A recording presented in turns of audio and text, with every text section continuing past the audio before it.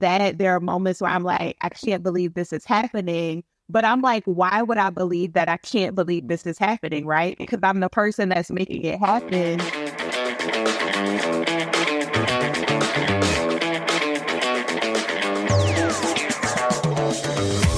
Hello there, it's me, Steve Meller, and welcome in to Growth Ready, the podcast that allows high performers to reveal the reality behind what it means to ready yourself for growth, the personal and professional challenges along the growth journey, while also allowing the high-performance executive coach in me to satisfy his curiosity toward what drives optimal performance.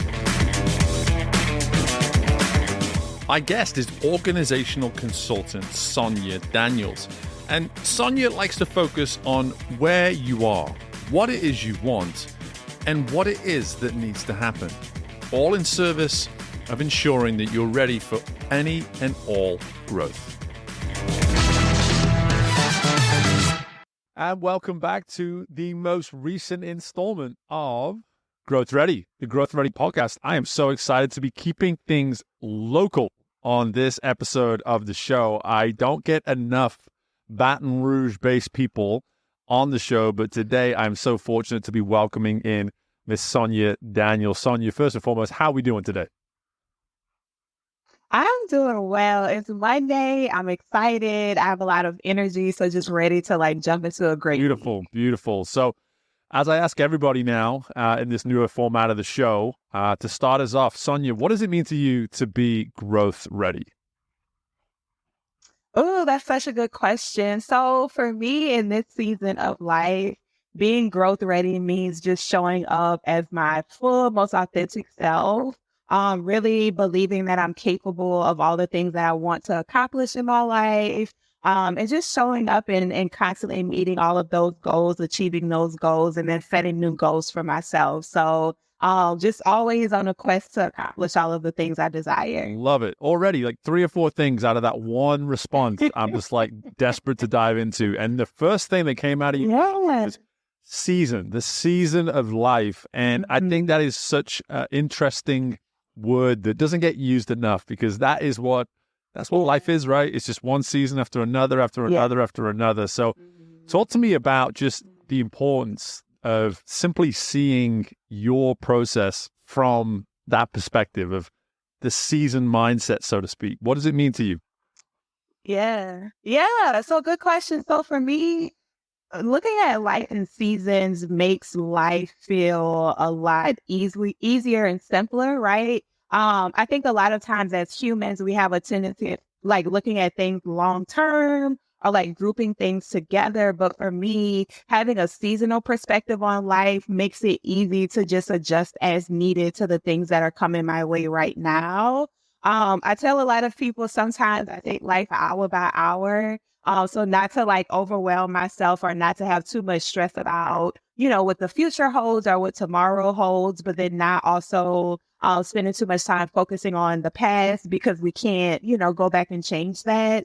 So for me, I try to be mindful of where am I in life? What do I want for myself right now? And how do I make those things happen? And then when the next season comes, I adjust as needed. And so whether that's me doing something differently than I'm doing now, I'll allow myself to be open to that new season, whatever that brings. And so it just makes me not be stressed out or feel anxious about all of the things that life brings my way. So we've already got a nice little formula too, which I appreciate. Where am I? What do I want? And then what needs to happen? And this allows us just to kind of step a little bit into what it is you're doing in the work that you do today in your role as a consultant, because I think what's so important that it never gets discussed enough, especially I think about my world of coaching, your world of consulting, is that ability just as opposed to us inserting our view and our version of reality into this other person's, experience that they're going through, to actually find a way to see it from their perspective and find a way to step into what they're actually experiencing. So talk to me a little bit about how you do that with clients in your work. Here you are talking about the importance for you. Where am I? What do I want? And what needs to happen? What might that process look like when you step into another person's world? Yeah. So what's very interesting is that we design, so a lot of our work centers around strategy for organizations. And so because we've been doing this work for so long, we actually designed our own strategic planning framework.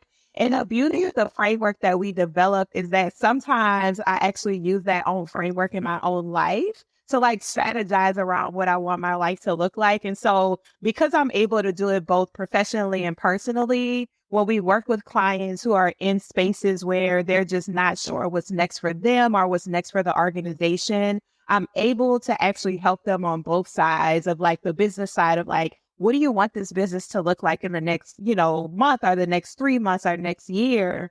But then on the personal side, what things are you struggling with or what roadblocks are you experiencing as the leader of this organization that might stop you from getting to where you want the organization to be? And so because we have that approach from both sides, we're actually able to be more successful when we're helping our clients navigate change management. Because change management is just not a business thing. It's really more so of a people thing because the people in the business have to be able to, be comfortable and understand what needs to happen next in order to accept that change, and then execute it or implement on it. So that's our approach. And that's what helps me, but also helps the clients as well. Yeah, change management is a people thing. I love that. It's a lot. Yeah.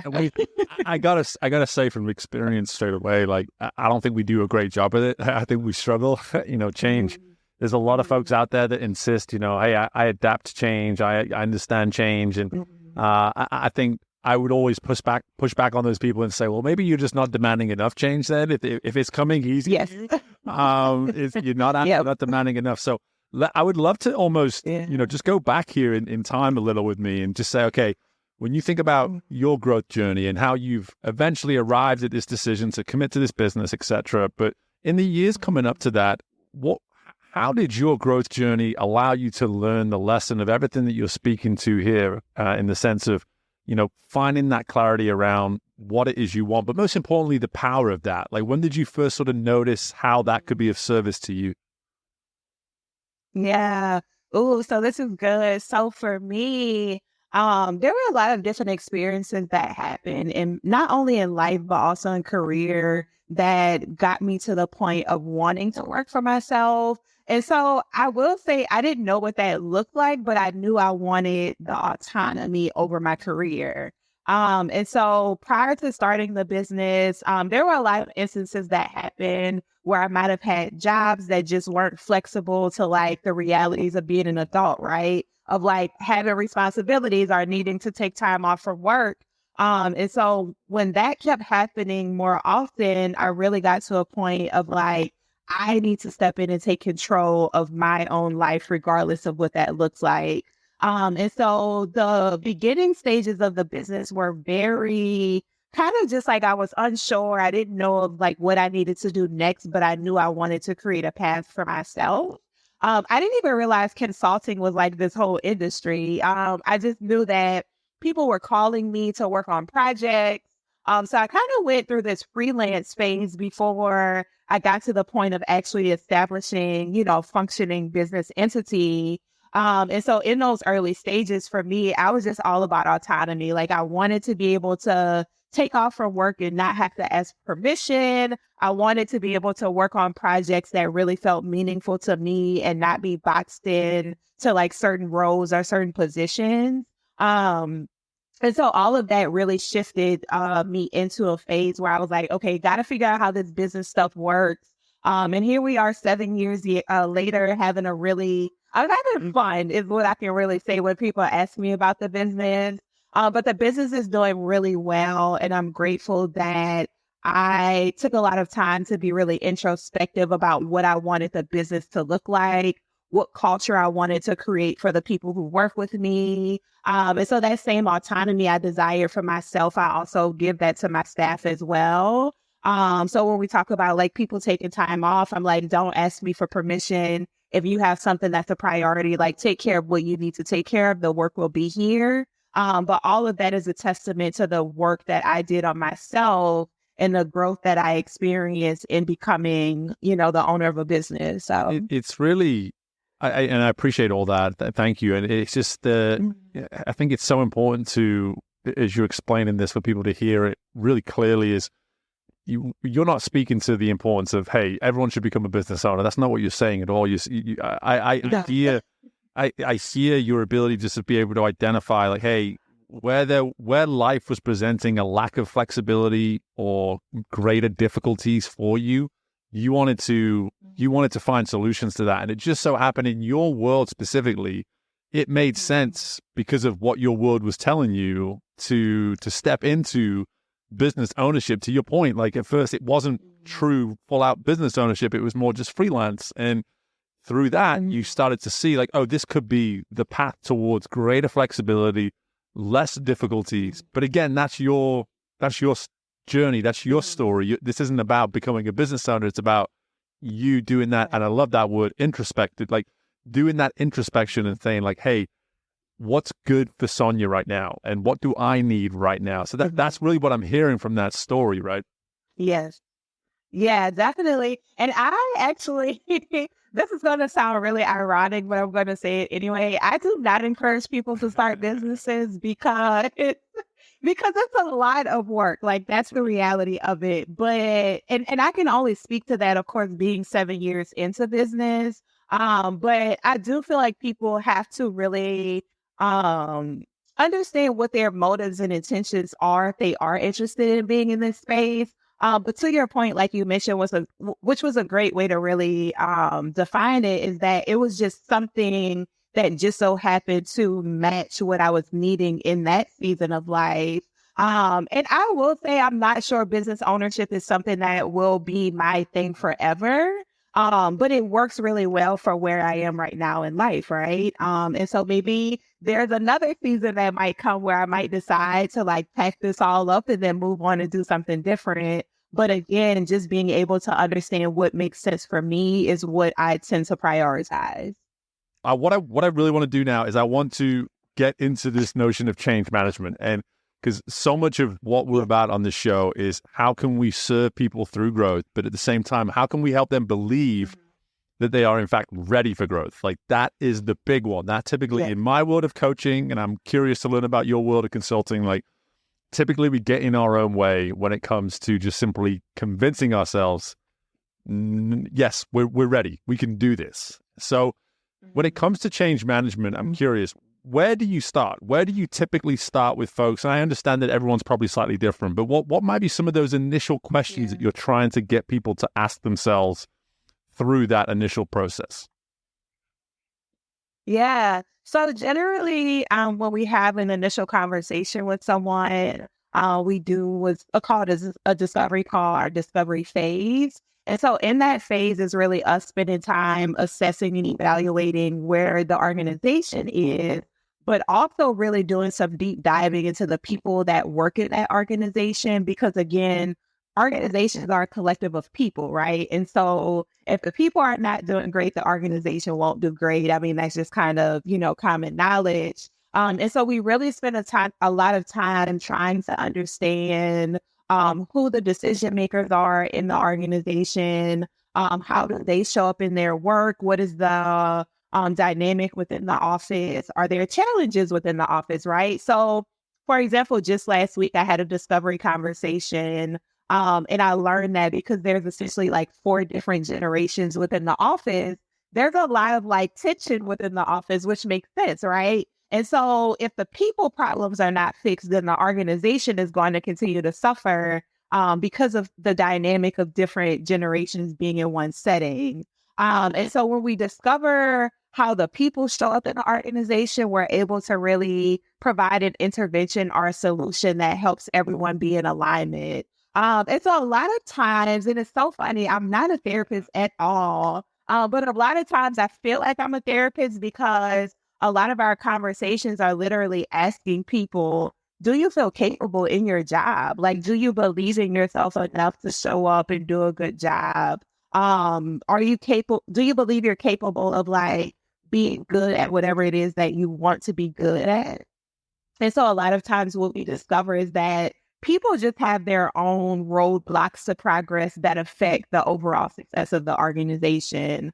So in our change management services that we offer, we spend a lot of time with teams and with individuals to help them really believe they're good at what they do so that they can be better at the job that they're hired to do. So that's generally what that initial process looks Yeah, like. something that you said there that I would love to get some personal experience on from you is that notion of, are you capable?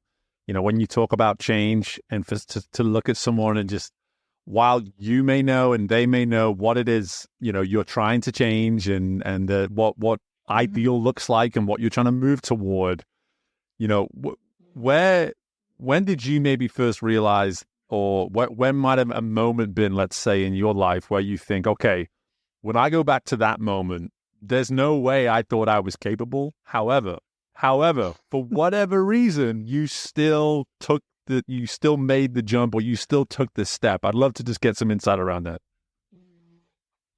I there's been a lot of instances in my life where I have accomplished a lot of things, but ultimately didn't feel worthy of those things. So, like, one story I share with people is that when I graduated from college with my PhD, I went back to work the same day. Like, I didn't go to celebrate, like, I didn't do anything to really celebrate that achievement. Like, I literally went right back to work and pretended it didn't happen.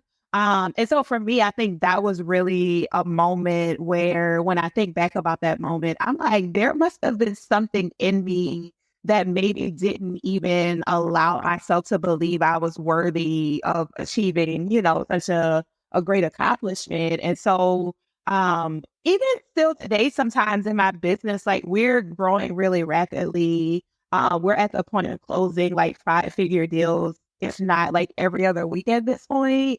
And so even in that, there are moments where I'm like, I can't believe this is happening. But I'm like, why would I believe that I can't believe this is happening? Right. Because I'm the person that's making it happen. And so a part of it, again, was having to do more of your favorite word, introspection, to really like figure out where that was coming from, of like, why wasn't I feeling worthy of these things? And so when I sat with that for a while, a part of it was like, I didn't believe I was capable of achieving it. And so now that I'm in a space where I really do believe I am my biggest cheerleader.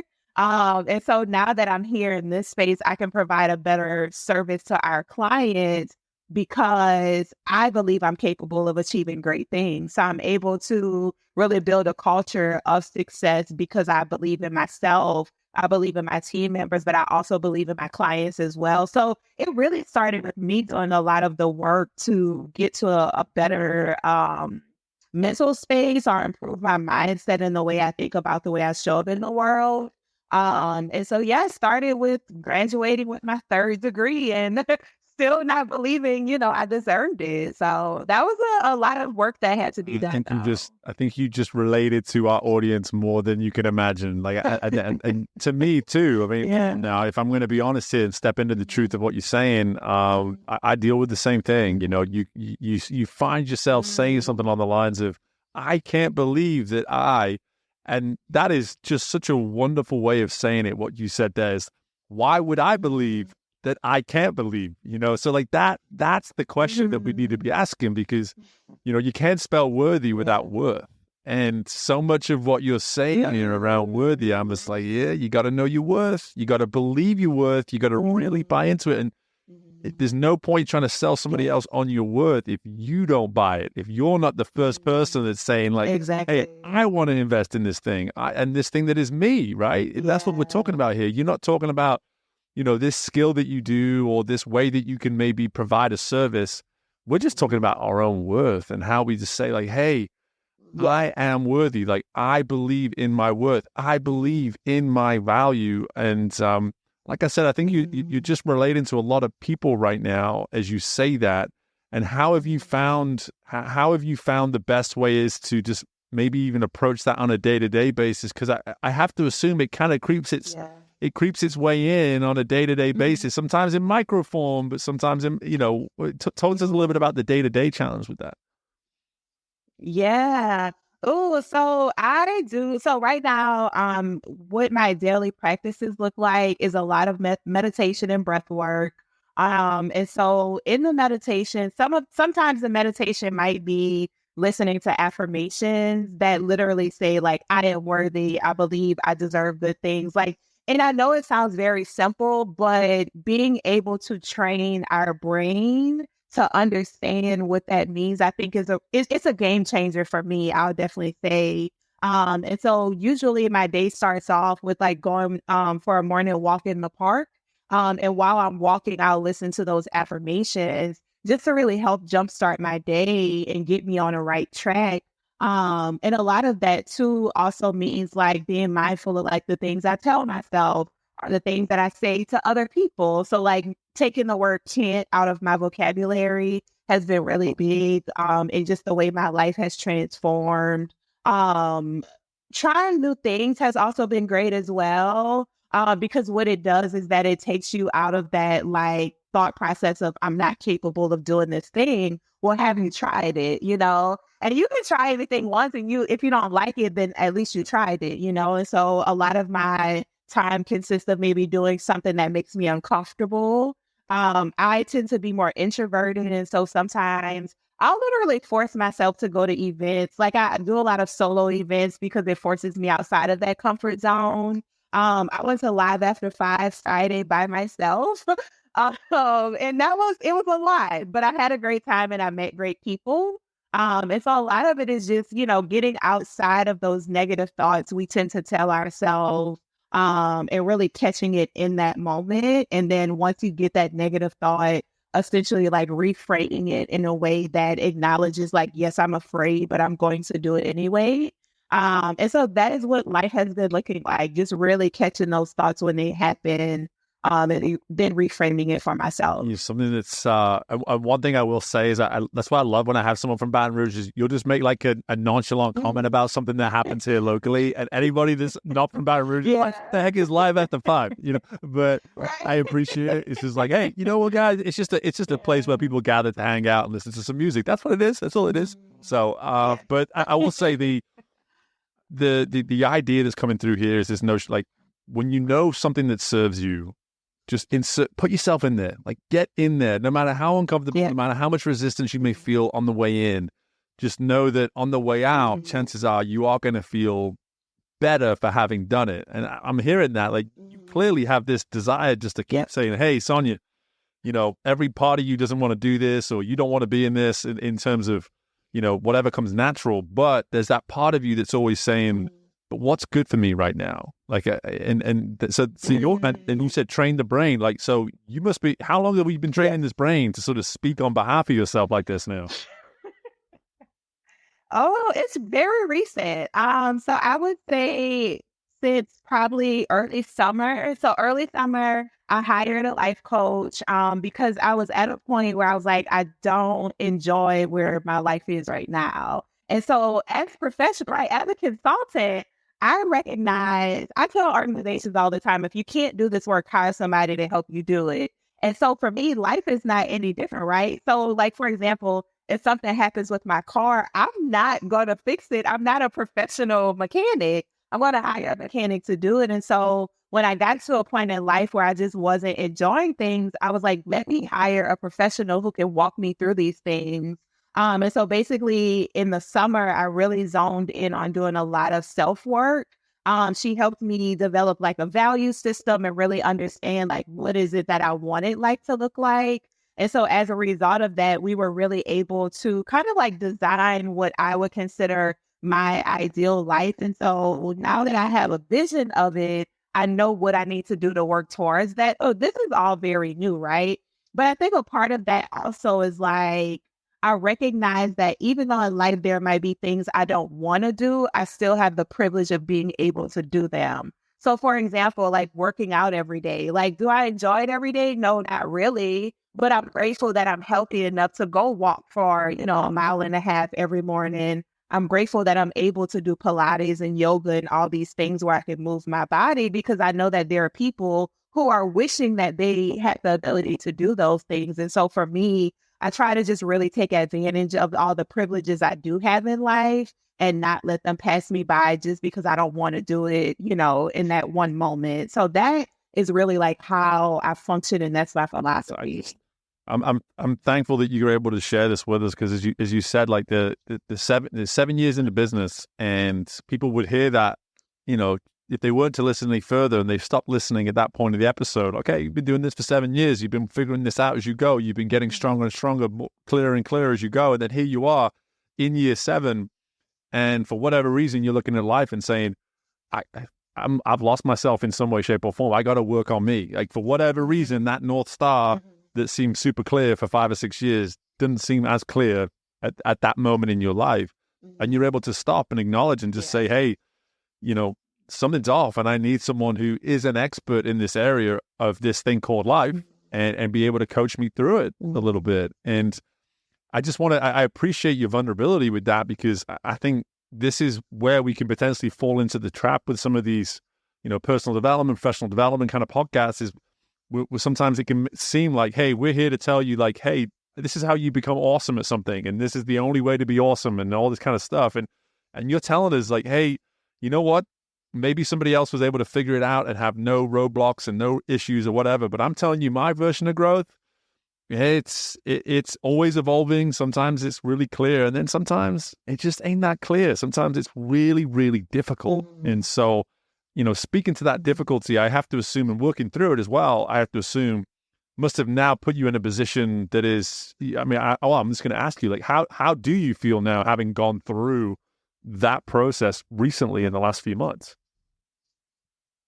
Yeah, that's a good question. So, and I will say, to your point, things are not always clear, right? So I know when I verbalize it, I might make it sound like I have it all figured out. That's not the case at all, because the reality of life is that every day we wake up, something new pops up, and now we have to figure out how to manage it. Being an adult is very interesting. I know kids all the time are like, "Oh, I can't wait to be an adult," and I'm like, "No, slow down just a little bit." No. And so, because I recognize that life doesn't always, I guess, like, happen the way we envision it, I give myself not only flexibility but grace. Like, when a new situation comes up and I don't know how to manage it, or like maybe it might be new for me, I allow myself to trust myself enough to make some decision, whether or not other people understand it, but I allow myself to make a decision to move forward, right? And then there may be times where I make a decision that maybe it doesn't make sense in retrospect, but at least I have learned this lesson, and now if it happens again, then now I know how to approach it. And so I think for the most part, I just don't allow myself to be like stagnant or complacent when things come up. I just figure out how to move through it, and then really, focus on whatever that lesson was, so that next time I have a better approach to it. Yeah, we're going all the way back now to really where we started on this season of life, and to be able to just have that outward perspective of, like, hey, what's happening to me right now? What am I going through right now? What's this experience teaching me right now? And to step into that introspection too, off the back of that. That's kind of what I'm hearing too. Is like, it's not as simple as just making a note or being aware of this stuff. It's then asking, like, okay, so what do I think about that? Like, now that I've collected this information and I'm aware of this, like, what do I think about that? Like, and how is that either supporting me or hurting me at this point as well? And I'd love for you to speak into now just some of the belief component. We touched on that a little earlier, but I really want to dive just a little deeper into that here. Is that when you talk about belief, like, firstly, that when you think about Sonia and she's in absolute belief of what she's doing, what does that feeling feel like to you? Like, how is the mind working for you and all this kind of stuff? Like, speak to us just through your experience of what it means to be in belief. Yes. So for me, what it feels like is that there is this unwavering trust that I have, that I'm able to make a decision or move forward on something without feeling the need to, like, ask for advice or perspective on something. And essentially it's based on the knowledge that I have in this moment. That's why I talked about, the retrospective piece as well, because that is something to take into account. But yes, when I have just this unwavering, belief in myself, it feels just like the ability to move forward without having too many like questions about something in terms of like, do I need to go to someone to get advice on this? Should I consider X, Y, and Z? In most cases, I'm like, let me just make a quick decision on it, trust the process, move forward, and then adjust as necessary. So that's typically my cycle of how I move through life with just like trusting Yeah, myself. trusting myself. How long does it take to trust yourself? Some days, some days it's quick, other days it's not. So Yeah, and I think, but again, the obviously you do this for a living in the sense of sitting down with people and talking about processes and what works for them, what doesn't work for them, etc. And what I will say that I'm hearing is this idea that even when that trust may not seem as great as it does sometimes, and when that belief doesn't seem as clear as you would typically like it to be, it sounds as though you're very reliant on a process. And it's like, hey, as long as I have this process and this way of doing life, there's going to be days where it isn't working for me. But if I continue to remain committed to what this version of, how Sonia shows up and has the ability to be at her best, no matter the circumstances, can you just live with those moments a little easier because you have that formula, that way of doing things? definitely, definitely. And there are parts of me, I'll be honest, Steve, there are parts of me where I still worry about like, am I going to disappoint someone or like, will this be a bad decision? But I'm also in the space where I would rather make a decision than not make one at all. And if someone's disappointed in the process, then I manage that on the back end. And of course, it's not I don't go into situations hoping to disappoint people, but I think it's just the nature of like the human experience, right? But yeah, I would rather make a decision than to not make one at all and then like ruminate on why I didn't make a decision. So for me, it's all about like, to be honest, what keeps my nervous system the most regulated is really what I approach it. Keeps my nervous system the most regulated. I mean, talk about coming back to the human element, though. I mean, that's so great. It's great to be that way. Like, because again, you can look at all the science you want in the world, but the one thing you cannot avoid is the fact that we are emotional beings. Like, we are so heavily emotional. Like, it's insane. The ratio of emotion to rational is just, rational has no chance. Rational has no chance. Pure emotion.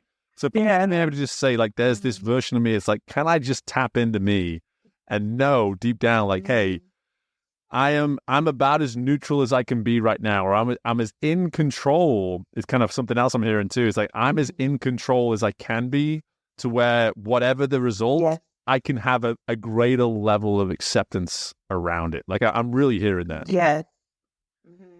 For sure. And what's interesting is making the connection between the personal and the professional. The reality of running a business is that no one is going to save me in terms of like running this business, right? Like, this is all on me. My employees depend on me for their payroll, and I can't make any excuses about that. My clients depend on me to get the job done. And so I think business ownership has taught me how to have more ownership of myself, because there's no one coming to save me from whatever decisions I make in my life. And I have to be okay with that. So I think that's also part of like that trust myself component as well, is that like, it's literally on me to figure it out. There's no one, here to come swoop in and like save me from myself. So I think that's just human nature as well.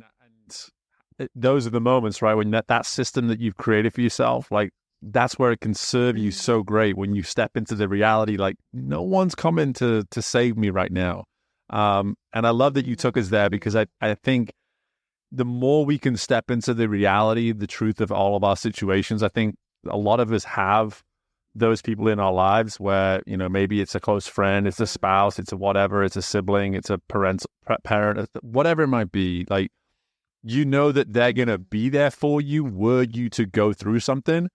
But this idea of saving you, if things in your specific role, whether you are an employee, a business owner, whatever it is, wherever you lay in the career side of things, chances are those people, as supportive as they can be, they probably can't save you. And that is a truth. Mhm. That is a reality that we need to get way more comfortable with, because it's going to push you to create this system. Like you said, it's going to give you that, hey, if no one's saving me, then I got to support myself. I got to find a way to create this system that is reliable enough to get me through some of that stuff. And so how is that, as you know, I'd love to learn, like, adversity wise, when you think about the 7 years. I mean, there's no denying that you've had some adversity. Shoot, it's 2:00 on a Monday. Maybe you've had adversity today. Chances are, if you're anything like me. But I'm just curious, like, adversity, Yeah. how has that system served you through the adversities of business ownership? Yeah, so I'll share some of the challenges that have come up, even just like you mentioned today. So I am a first generation entrepreneur. So I'm the first person in my family to own a business, operate a business.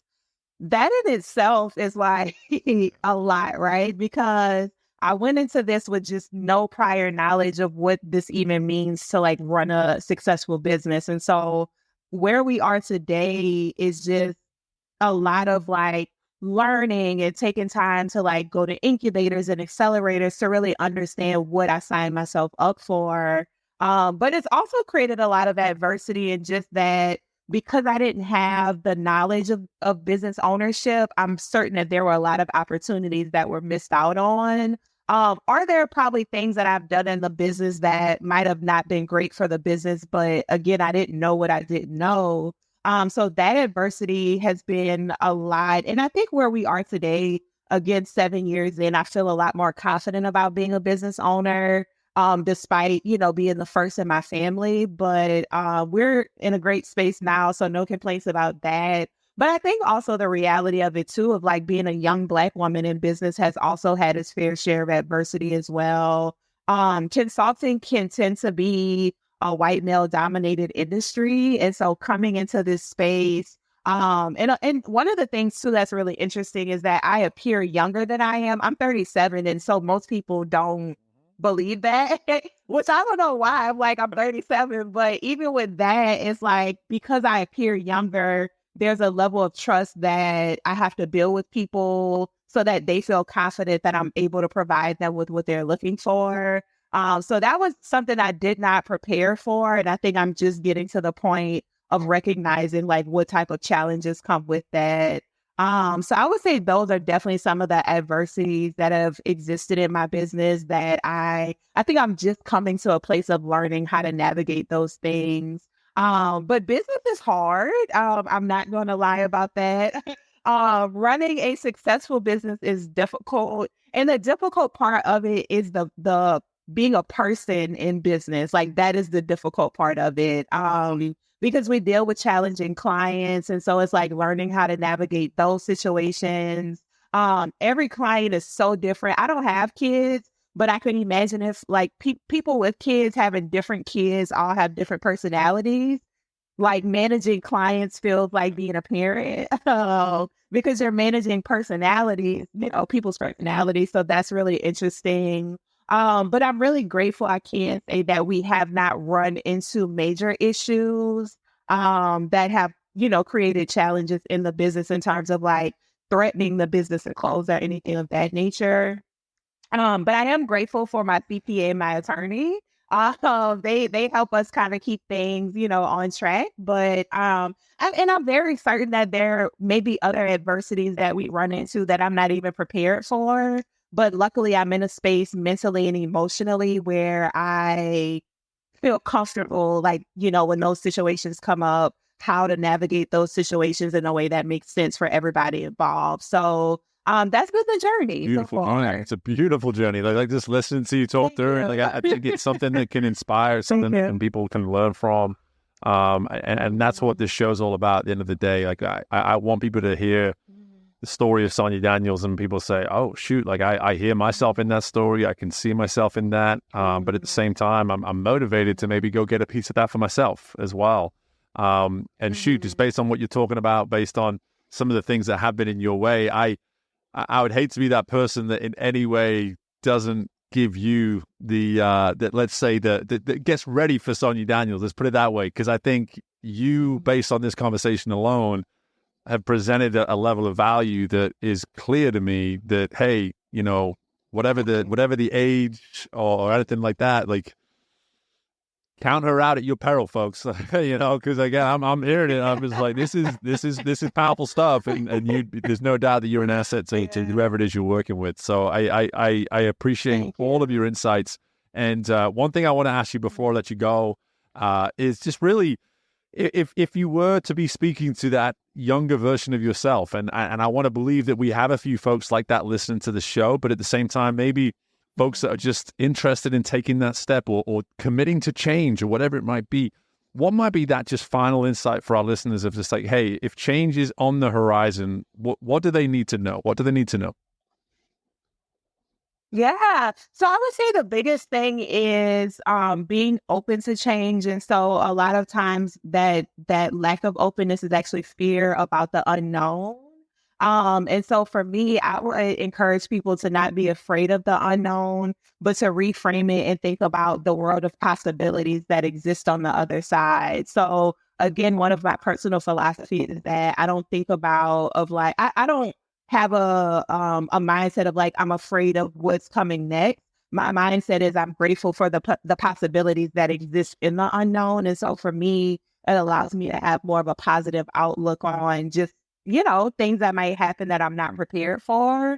And so I encourage, you know, when we talk about change management, not only in organizations, but in people's lives, like be excited about, you know, the world of possibilities that exist that we might not know anything about, because it might position us to be completely better off than we are right now. And then I also tell people too, like time is going to pass regardless if we make that change or not. And the most valuable asset we have is time. So once time has passed, we can't get it back. And so I always encourage people, if there's something that you want to do, like take baby steps. You don't have to have it all figured out, but just know that like time will pass regardless if you do it or not. So that's generally why I just jump into things, because I'm like, at least I can start it, you know, even if I don't have it fully figured out. But I love it. I love it. And just talk about just capturing that unknowns is just possibilities in disguise. I love it. I love it. And so there's no better way to close out than just leaving people with that insight. Sonia, though, let people know where can we learn more about you, find you, access you. All this stuff will be in the show notes, obviously, but tell us where we can all find more about you.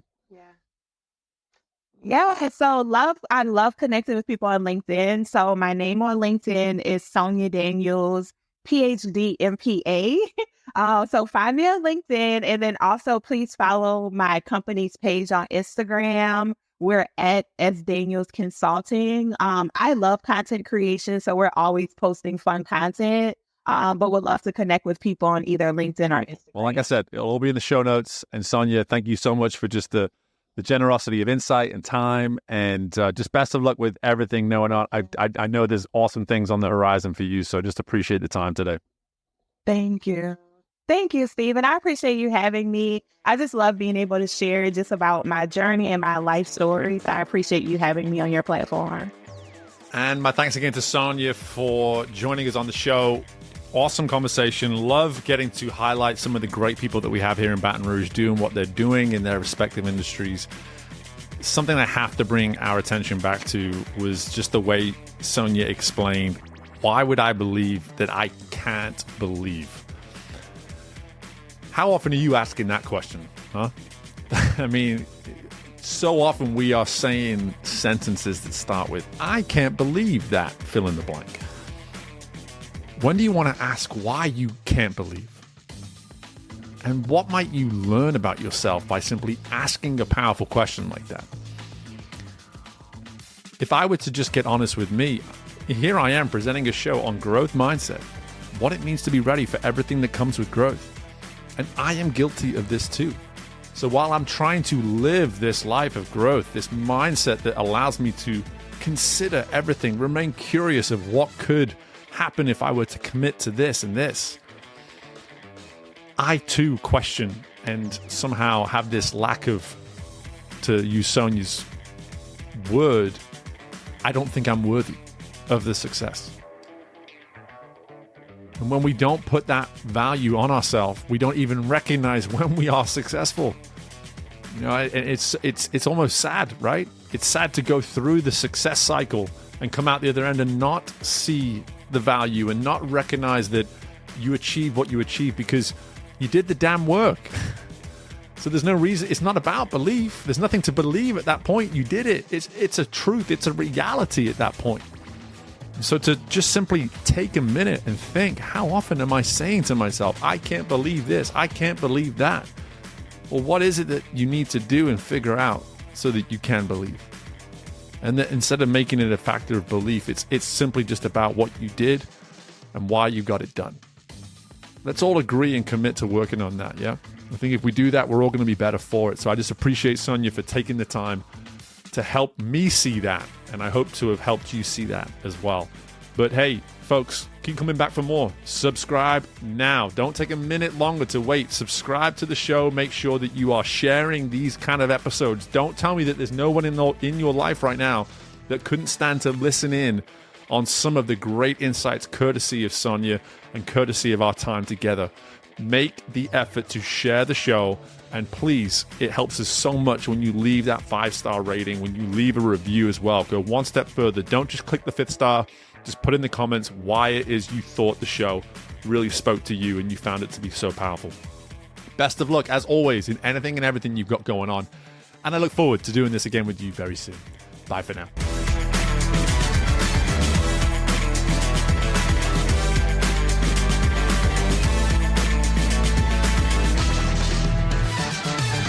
Thank you for tuning in to Growth Ready. If you liked what you heard and are feeling ready to grow, be sure to leave a 5-star rating, subscribe to the show, and share the episode with someone you know is ready to fuel their growth journey today. We love our community, so don't hesitate to reach out to us at podcast@growthready.com. And until next time, we are Growth Ready, and you will be too.